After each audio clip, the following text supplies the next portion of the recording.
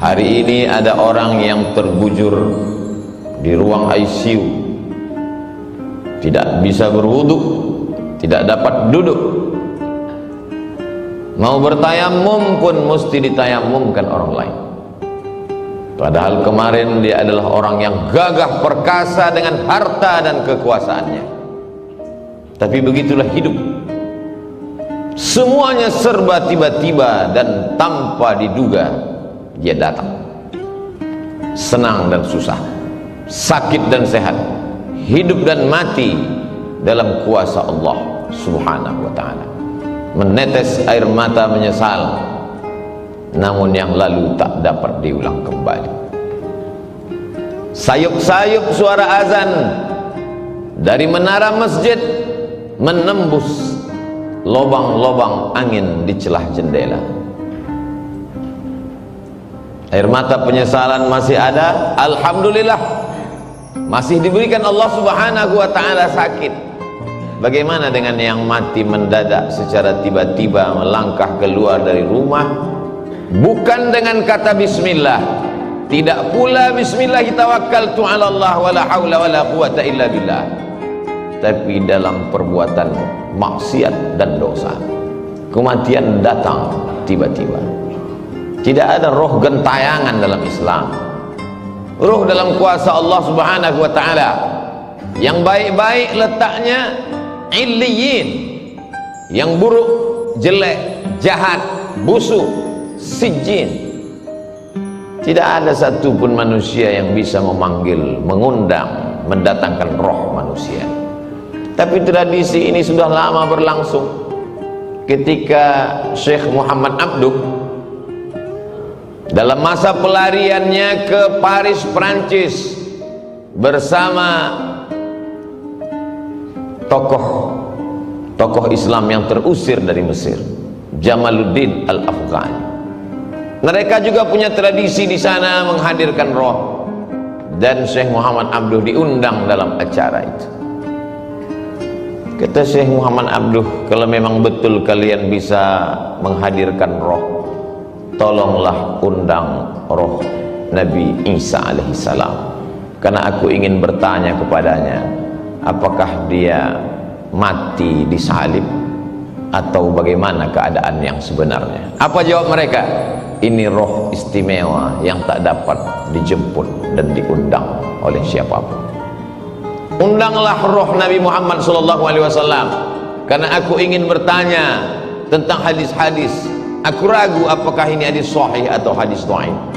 Kata mereka, ini roh spesial, itu hanyalah silat lidah belaka, roh dalam kuasa Allah Subhanahu wa ta'ala. Lalu kalau ada yang bisa mendatangkan roh sesungguhnya, siapa yang berkata itu? Mengapa suaranya mirip? Mengapa dia tahu lokasi tempat kejadian peristiwa per pekan, per hari, per jam, per detik? Karena sesungguhnya manusia lahir dia didampingi oleh jin yang disebut dengan qarin. Ya'shu an dzikrir rahman, siapa yang tidak berzikir mengingat Allah, nuqayyid lahu syaitanan fahuwa lahu qarin, maka kami akan ikatkan ke tubuhnya syaitan, dan syaitan itu menjadi fahuwa lahu qarin, yang senantiasa bersama dengan dia. Itulah mengapa kita pagi membaca wirid-wirid Al-Fatihah, Qul huwallah, Qul a'udzu bil falaq, Qul a'udzu birabbin nas, pangkal Al-Baqarah, ayat kursi, ujung Al-Baqarah. Para mursyid tarekat Naqsyabandiyah, Syadziliyah, Al-Khalwatiyah, Al-Qadiriyah memilih wirid-wirid tertentu, diajarkan dan diamalkan murid supaya terselamat dari godaan jin syaitan. Tapi kemudian ada orang yang berkawan, berteman dengan setan, dia panggil setan, lalu kemudian setan itu berkata, akulah si fulan, suaranya mirip, tahu berbagai peristiwa yang pernah terjadi dalam kehidupannya. Sesungguhnya itu adalah setan memanggil setan. Islam mengajarkan roh dalam genggaman qudrat, iradat, kuasa Allah Subhanahu wa ta'ala. Ada masanya roh itu ditiupkan kembali ke dalam jasad untuk merasakan azab kubur dan nikmat kubur. maka kita mendoakan mereka, Allahumma ja'al qabrahu raudatan min riyadil jinan, jadikanlah kuburnya salah satu dari taman-taman surga.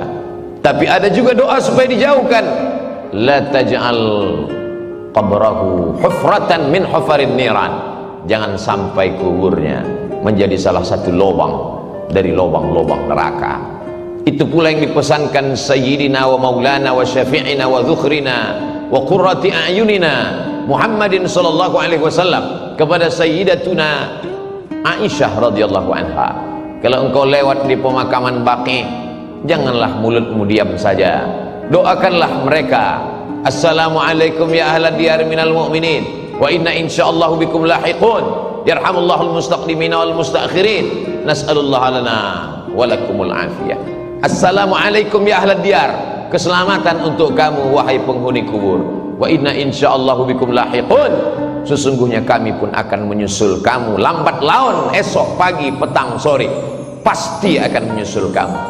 Yarhamullahul mustaqdimin, Allah mencurahkan rahmatnya untuk orang yang mati duluan, wal mustaakhirin, dan yang datang belakangan. Nas'alullaha lana walakumul afiyah, kami tetap selalu memintakan kebaikan kepadamu ya Allah, ya dzal jalali wal ikram, ya fa'alul lima yurid, ya man qada amran innama yaqulu lahu kun fayakun.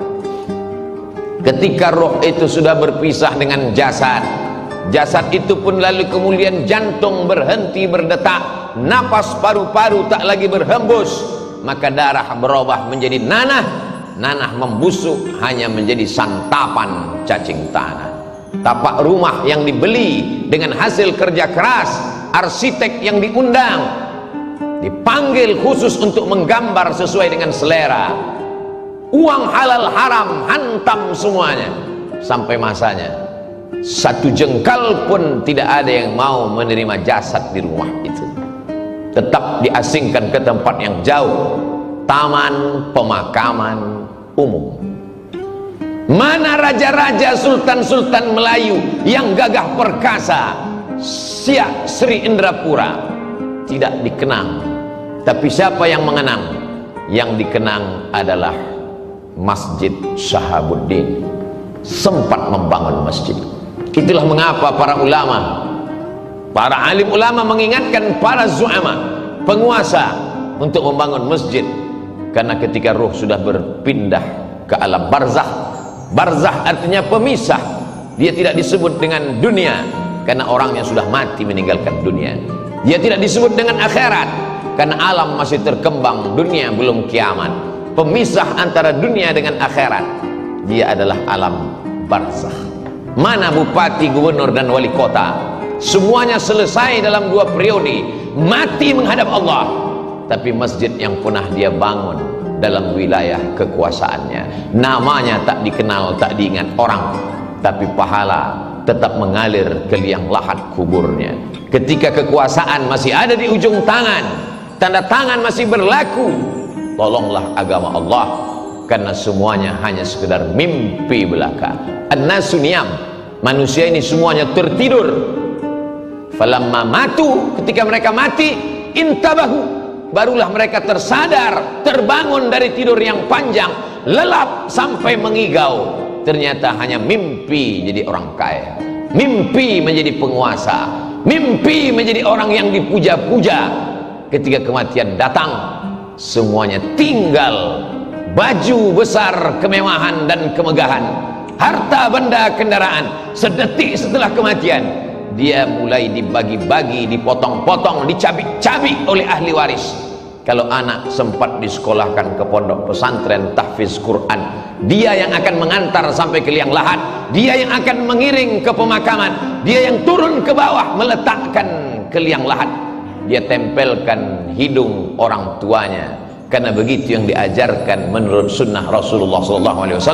Setelah itu dia ke atas, dia bacakan talqin, dia kirimkan doa. Di tengah malam dia terjaga, menetes air matanya, berkata, Rabbighfirli wa liwalidayya warhamhuma kama rabbayani shaghira. Anak tak sempat dididik karena kesibukan dunia, punya jabatan tidak sempat dipakai untuk menolong agama, harta dipergunakan untuk perkara yang sia-sia, hidup sejenak. tapi resiko yang dirasakan khalidina fiha abada, kekal untuk selamanya. Orang-orang yang mati itu ditanya oleh Allah Subhanahu wa ta'ala, apa yang kalian inginkan hai orang mati? Apa kata mereka? Laula akhartani ila ajalin qarib, berikanlah kami tambahan ajal waktu supaya kami bisa hidup sekejap, sedetik, semenit ya Allah. Kalau kuberi kau hidup, kau mau apa? Fa as-saddaqa, aku mau bersedekah. Wa akum minas salihin, aku ingin beramal soleh.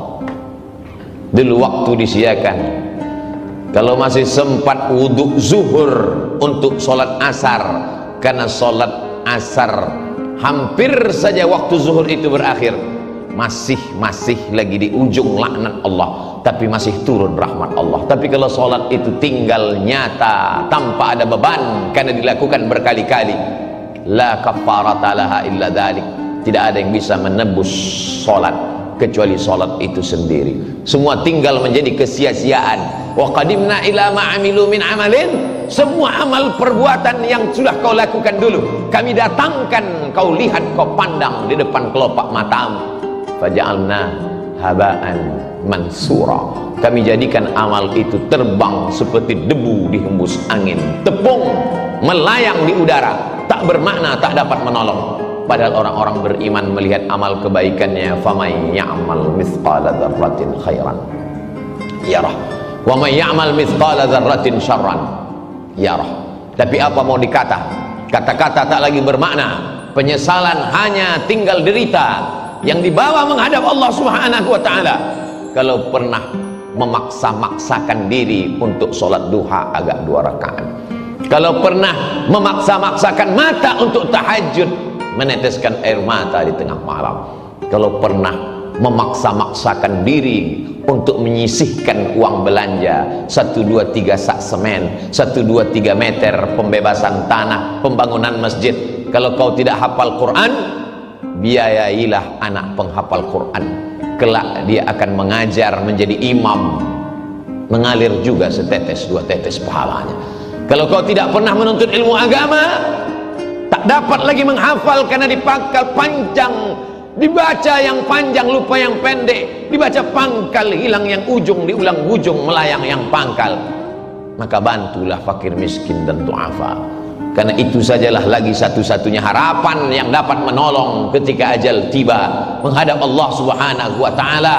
Sampai masanya yarji'usnani, yang 2 pulang ke rumah, maluhu, mobilnya, surat tanahnya, STNK, BPKB, semua kembali pulang ke rumah.